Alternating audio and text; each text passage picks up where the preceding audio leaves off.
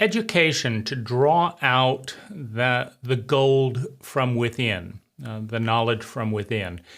And of course, the knowledge that we want to bring out in ourselves and in a next generation is the knowledge that is going to generate the most amount of sustainable well-being per unit of time and energy invested.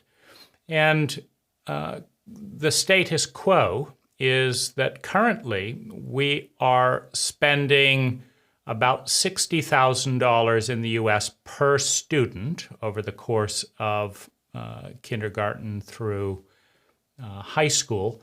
And we are reducing the amount of creativity.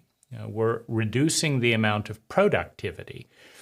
In many ways, we're dumbing down thought.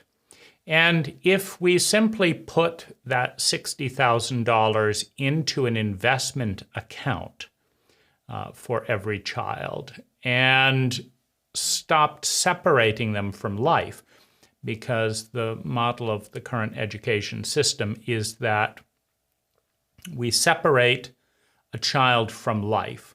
What's life? Their parents, their home, their peer group, their town, fixing things in the house, cooking things in the house, gardening in the garden, meeting people in their community, helping people in the community. We're taking people out of life and we're constructing a synthetic structure to simulate life, as if that's somehow better than actual life.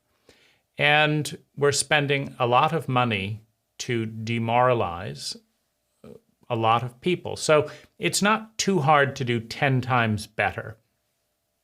Now, the improvement, the iterations fall into two categories. Well, there's a couple of categories. One is reducing expense.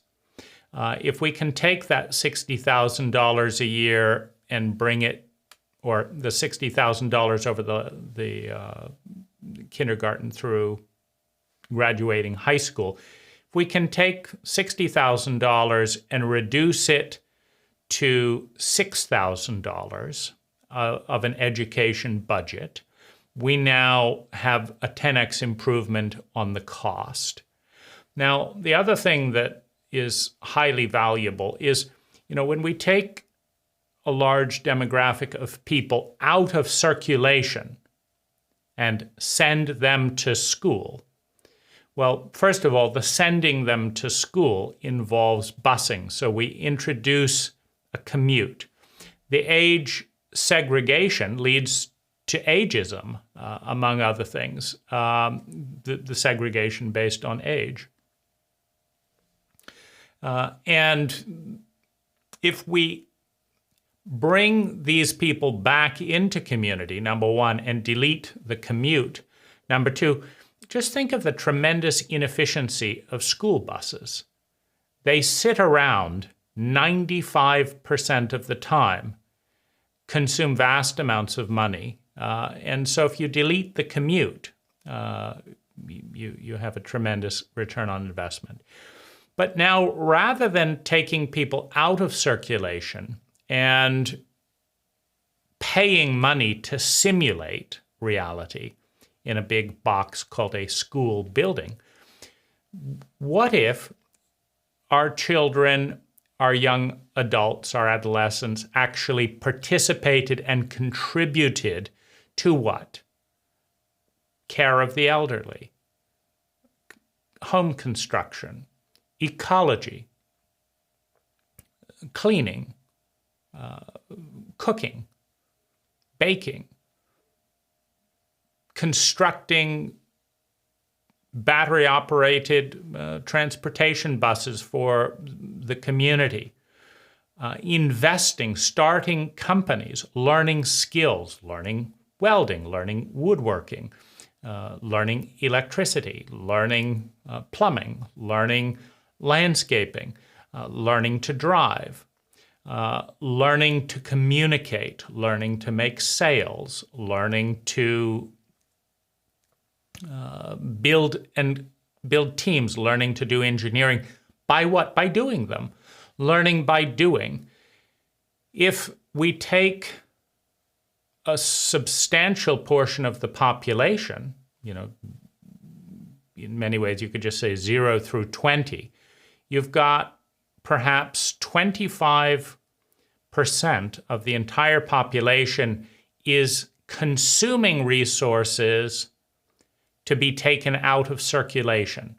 And in the process, they are adding stress to marriages, because in the current structure, parents are the ones that shepherd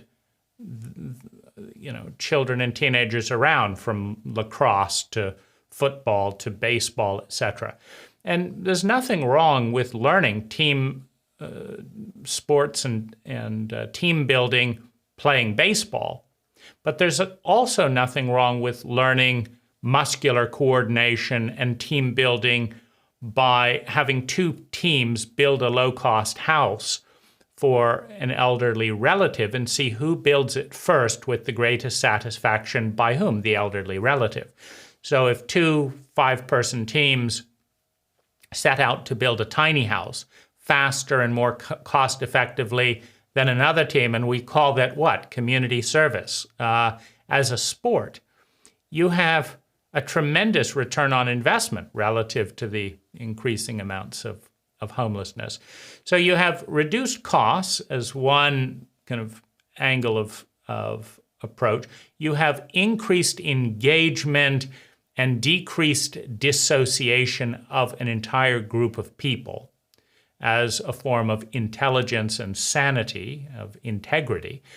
Then you have subject matter. When I left high school at age 14, I did a calculation. I looked at my week at what was then the Vancouver Waldorf School.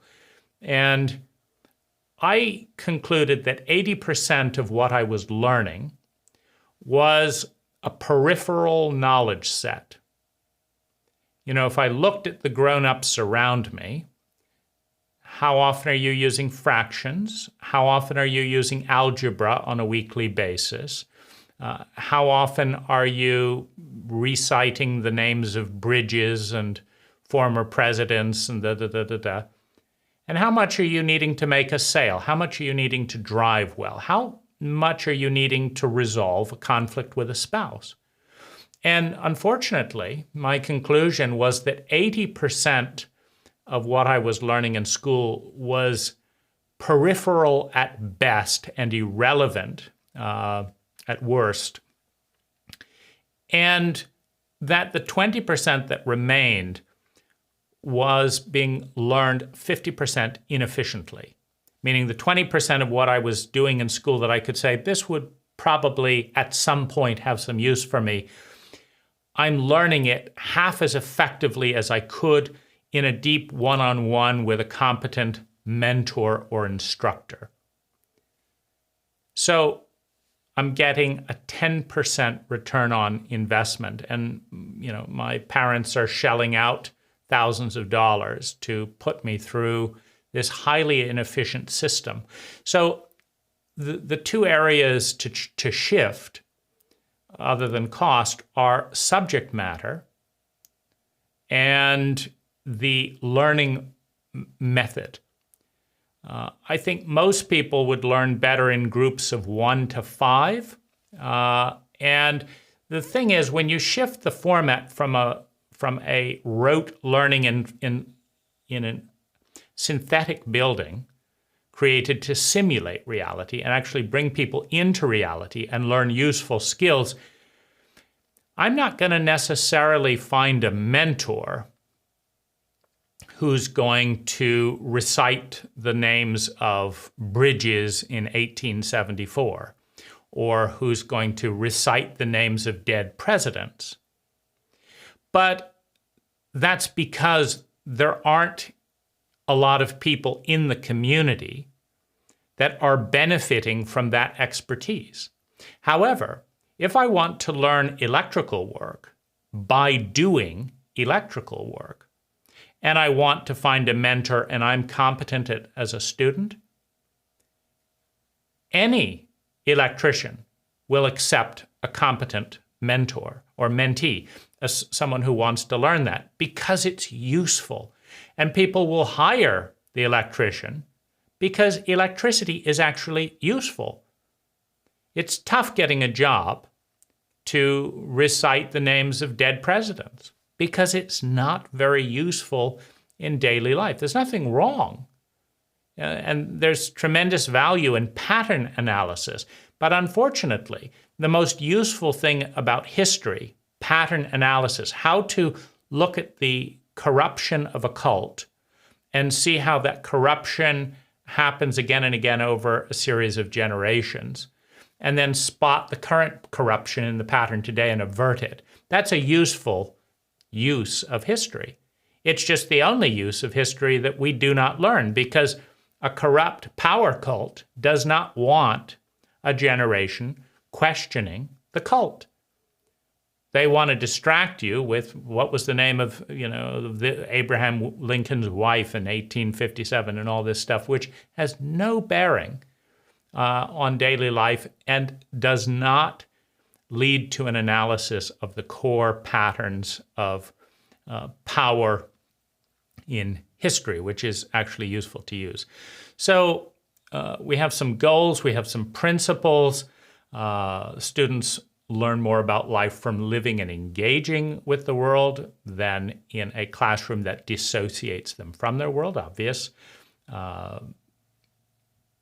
Many adults are healed by the energy and presence of children, meaning children they're a little bit closer to innocence, closer to source. They're like a stem cell of the psyche, whereas the grown-ups tend to be more specialized and ossified. And so being around children rather than separating and shutting children down, being around children, it's a tremendous reinvigoration for the older generation.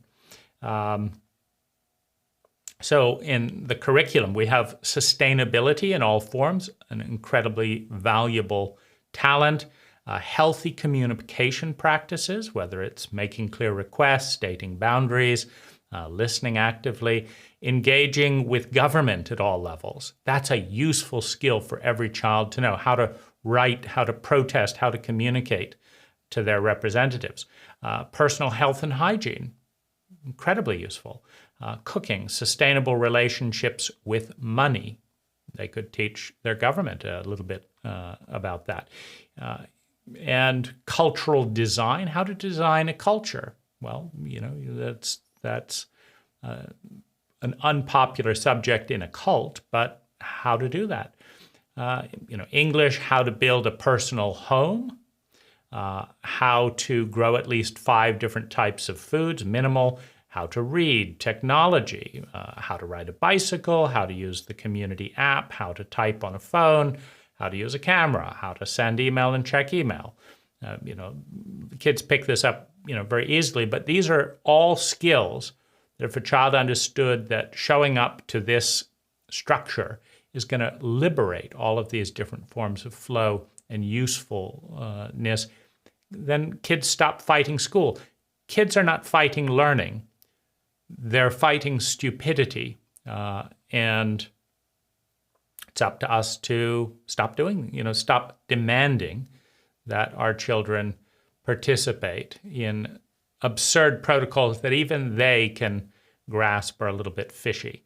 So protocols, each student picks a primary person in the community to be their contact person, their mentor, so to speak, their guide.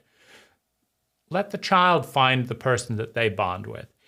Most likely the person chosen receives a stipend in some way, but this could also just be built into the intergenerational fabric where, if you have had a great mentor throughout your life, it just makes sense to give back and complete the circle. Every day the student enters their learning into an app. Everyone can review the lessons in the community.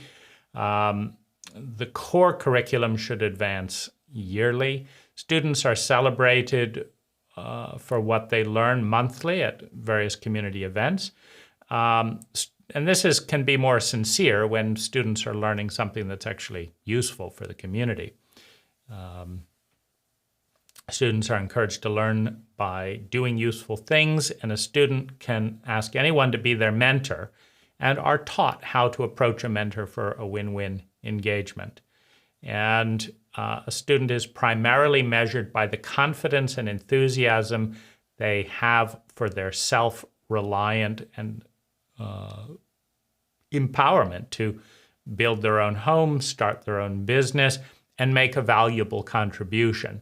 I would way rather have a passionate specialist, whether it's about music, about art, about home building, than a well-rounded person who's been forced to do all kinds of things they have no interest in.